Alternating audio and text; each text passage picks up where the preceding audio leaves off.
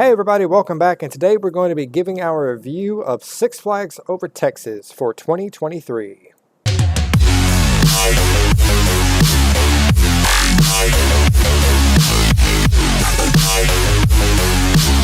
Six Flags Over Texas is located in Arlington, Texas, which is about 25 minutes away from Dallas, Texas. It is the original Six Flags theme park, so naturally we're going to break everything down. The review is going to be based upon our experiences that we've had this year alone. We wanted to wait a little bit to do it because we kind of wanted to get back into the parks and see what was going on. We're going to talk about everything from food to from dining to rides to family experiences such as kid rides, etc., etc. We're also going to talk about a lot of the best times to go. So we're going to get into all of that. We're going to open up talking about the ride selections in the park. The ride selections is actually really not all that bad, but at the same time, it's really not all that great. When you first walk into the park, the very first thing you're going to see is the carousel right up front. And then you can make your way to your left or to your right, depending on where you want to go. When you go to your right, you're going to have Bugs Bunny Boomtown. Bugs Bunny Boomtown has a variety of different types of kid rides. If you're visiting this during a very busy time of the year, I would highly recommend you hitting this area with your children towards the latter end of the day. There are some times at the beginning of the day where this place will be pretty much empty. And if that is the case, then go ahead and take advantage of it at that point in time. There are a lot of kid rides. There's even a play area like a park jungle gym there for kids to play on. Kind of want to remind you that later in the summer, when it gets really, really hot, you want to be mindful of letting your kids play on it because there's a potential of them burning their legs on it because it can get very, very hot. There's the Teacups, Marvin Martians, the Baby Drop Tower, Wile E. Coyote coaster. So there is a height requirement for that. So your child needs to be 36 inches tall with an adult to be able to ride that ride. The teacups in this section here will allow your child to ride by themselves if they are 36 inches. You will not be able to accompany them on this ride. It will be the kid riding alone. So just something to keep in mind. A really great place. They've even got the Tasmanian swings right over there, right behind Aquaman Power Wave. So really great area for kids. There's a lot of other rides around the park that also cater to children, like the Teacups over there next to Spain. One of Asher's favorite rides. I want to remind you, this ride is literally about 45 seconds long. The wait time for this ride is usually minimal in even the busiest times of the year because the ride is so short and it houses so many different people that you see a long line for this. I would probably go ahead and wait in it. Even if the line is completely full going out the door, you're usually only going to wait about 30 to 40 minutes for this ride.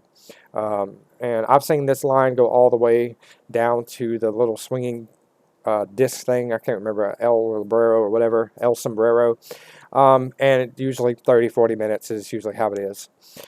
So really not a bad wait time. The operations on these rides are pretty straightforward, but kind of keep in mind the ride operations will stop if some child decides they want to puke. So it is a spinny ride that goes round and round, and some kids like to go above and beyond with it, so just kind of keep that in mind. The other guaranteed kid ride is probably the log flume. There are two of them in this park. Here recently, they haven't had both of them open, but they did have one open. My son is 3 years old, and he loves the log ride. He loves the drops at the end.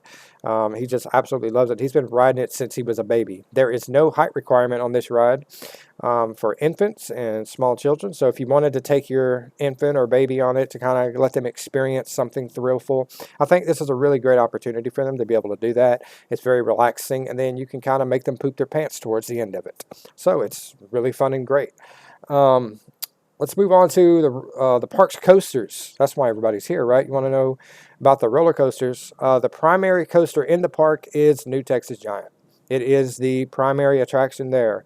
If you do not have Flash Pass, we're going to talk about that here in a moment, then this would be a great opportunity for you to be able to ride this. I want to remind you that this ride can go anywhere between 2.5 to 3 hours at the busiest times of the year. I've seen wait times go outside the entrance to the ride. and the queue line is exceptionally long. It is very, very large. So believe me when I tell you, this ride line, if you do not have Flash Pass or skip the lines, will be very, very, very long. Probably the most underrated coaster in the park right next to it is Titan. This line doesn't really get terribly too long, even during the busiest times of the year. Not a lot of people like this ride. It is the only hypercoaster in Texas, but it is really, really bad. It's not something that a lot of people say, I'm going to go to over Texas, I want to ride Titan. It's usually like a one and done. You ride it for the first time, and then you're kind of like, you really are not really compelled to ride it again.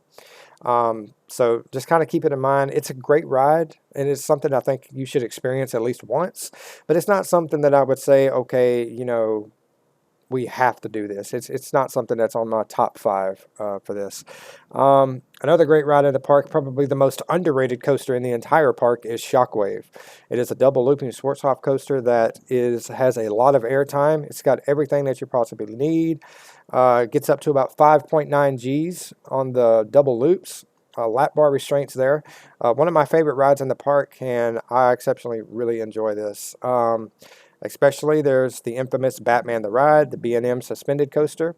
And you've also got Mr. Freeze, which used to be reverse blast, now it's a forward blast.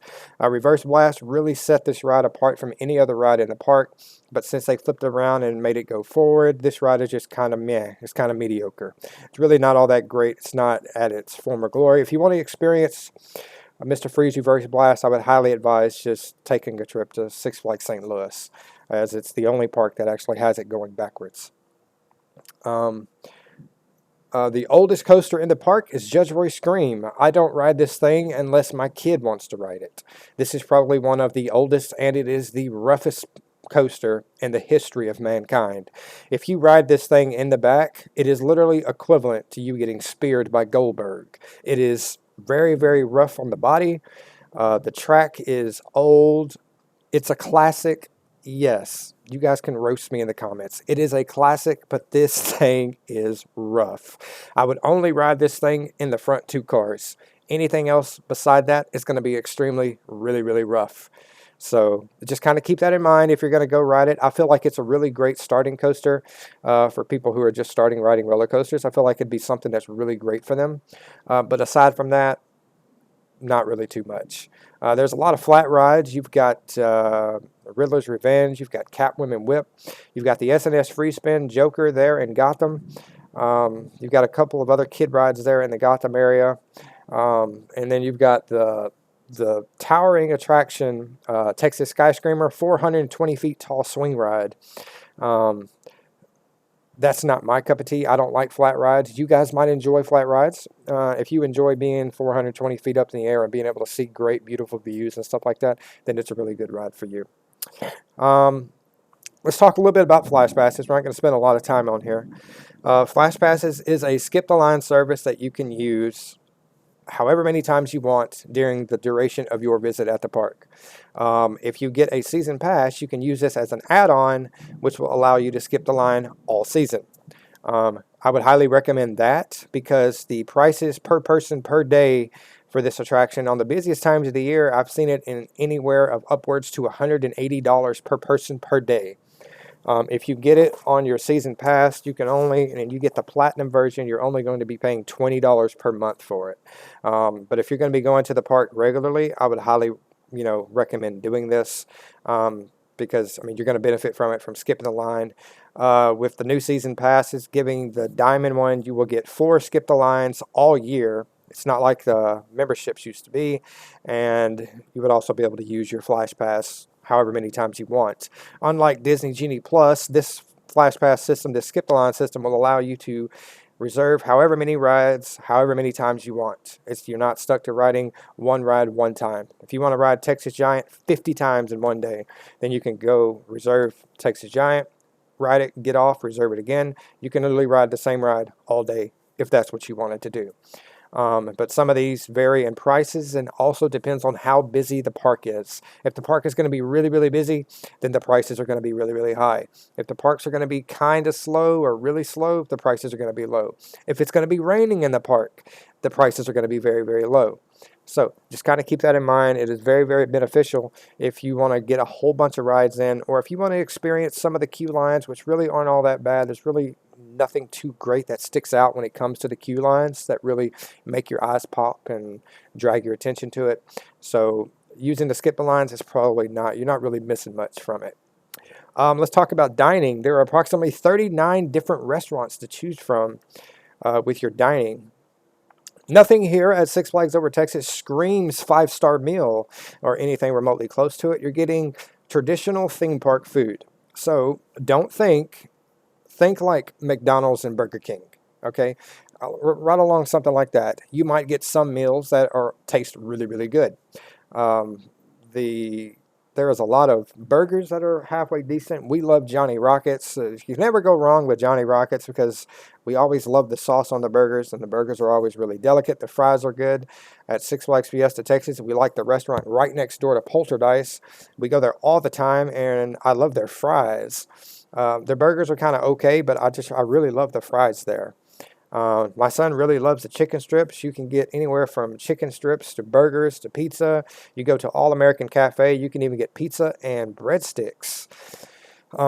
So the pizza here at All American Cafe is actually not half bad.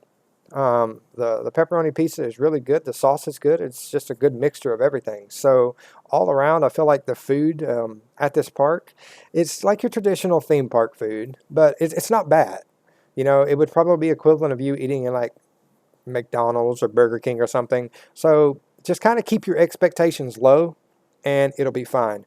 Prices for these meals, are you're going to pay normal theme park pricing. Usually an average meal for one person is going to run someone between $15 and $17 per person with a drink included. If you have the season pass, you want to make sure that you let them know that you have a season pass. You don't have to pay for your drinks. You can buy the all-you-can-drink cup per day, which is usually about $25, which will allow you to get unlimited drinks for the duration of your visit. I would highly recommend this in the summertime as it can get very hot, very humid, and the number one thing you're going to want to do during that time is drink lots and lots of fluids, particularly water. For whatever you do, if you go there during the summer times, don't saturate yourself with Powerade and Gatorade. Make sure you're drinking plenty of water because Gatorade doesn't rehydrate you. It just replenishes your electrolytes. So just make sure that you're keeping yourself hydrated. Even in the winter time when it's cooler, you also want to do the same thing because you can still get dehydrated in the cold compared to doing it in the summer.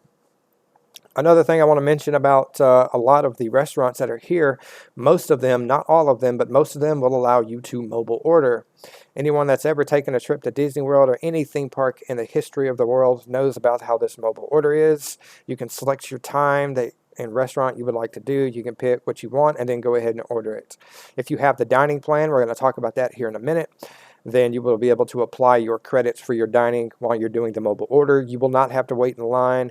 You will just simply walk up to the window when it's your time and get your food and go sit down and eat or grab it and go.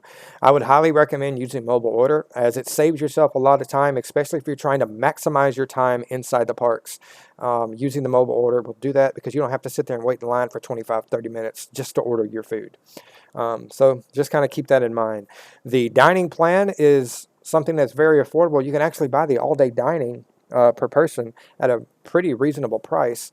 But you've got to think about what you're going to be paying, roughly about $20 per person per meal. If you're going to eat twice, then you can just get you a couple of dining plans where you're going to pay like $50 or $60 for them.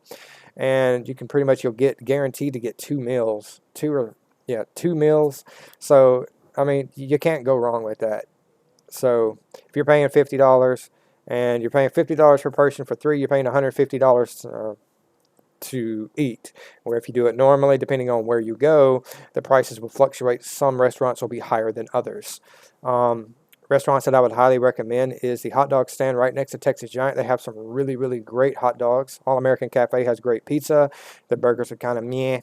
And then there's Dry Hole Charlie's right over there on your way to Gotham that I would highly recommend. They have really, really great pulled pork sandwiches. There's a lot of places. There's a place right next to Spain. There's a Mexican restaurant right next to the Teacups that has some of the most outstanding nachos that I would highly recommend. The loaded nachos there with brisket and cheese and salsa, and oh man, it's just so good. So definitely recommend checking that out. That's going to do it. Oh, something else we want to talk about is the new attraction, Aquaman Powerwave. We've got a review coming out for this ride in the next couple of weeks. We really enjoyed this ride. The splash for the ride, they literally have, if you're really hot in the summer and you want to kind of cool off briefly, you can literally go stand right there, and when the ride is coming down and splashing, you'll be able to get yourself wet. That water is cold, so you don't have to worry about it. It's perfectly fine. I always send my kid over there just to because he likes getting wet and likes playing in water. So that's what we like to do. Aquaman Powerwave during the summertime this year is going to be a mainstream attraction. That ride is going to get extremely long wait times. So if you had to pick a ride to ride when you first get into the park, I would highly advise going straight to Aquaman Powerwave. Because if you wait until the hotter part of the day, you're going to get 3-4 hour wait times easily. So just something to keep in mind. Anyway, that's going to do it, man. That pretty much covers our review for Six Flags Over Texas for 2023. If you guys have any questions, concerns, don't forget to sound off in the comments section down below. If you guys enjoy the content, go ahead and smash the subscribe button, turn on notifications, and we will see you guys in the next one. Peace.